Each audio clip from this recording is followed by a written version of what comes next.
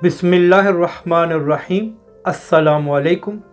जिस काम के लिए मलाला यूसुफजई का इंतखाब किया गया और उनको पूरी दुनिया में बड़ी अच्छी तरह प्रमोट किया गया, अब मलाला वो काम करना बड़ी अच्छी तरह शुरू हो गई हैं और बिल्ली थैले से बाहर आ गई है।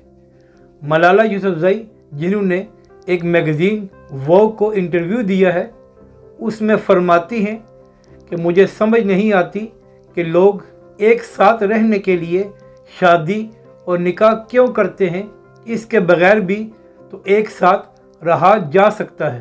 तो मलाला यूसुफजई को जवाब ये है कि मुसलमान होने के नाते ये जायज़ नहीं है कि दो लोग बगैर शादी के एक साथ रहें, ये हराम है। ये बिल्कुल इसी तरह हराम है जिस तरह मुर्दार का गोश्त खाना हराम है। तो मलाला से ये भी सवाल हो सकता है कि जब मुर्दार का गोश्त भी खाया जा सकता है तो फिर वो हलाल गोश्त ही क्यों खाती हैं। तो इसका मतलब है कुछ हदूद और क़यूद हैं इस्लाम में जिसको हमने फॉलो करना है।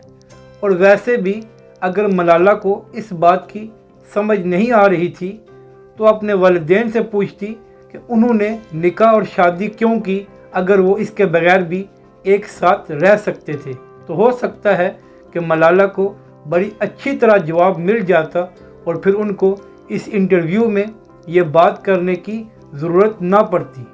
अब देखना ये है कि वो पाकिस्तानी एंकर्स जो मलाला को दुख्तर पाकिस्तान कहकर प्रमोट करते हैं, अब मलाला की इस बात का क्या जवाब देते हैं, या हमेशा मुनाफिकों की तरह खामोश ही रहेंगे और इतनी बड़ी बात को गोल मोल कर जाएंगे, क्योंकि इस तरह उनके एजेंडे को भी फ़र्क पड़ेगा और लोग उनसे भी नाराज़ हो जाएंगे जो बड़ी बड़ी फंडिंग करते हैं ऐसे लोगों को।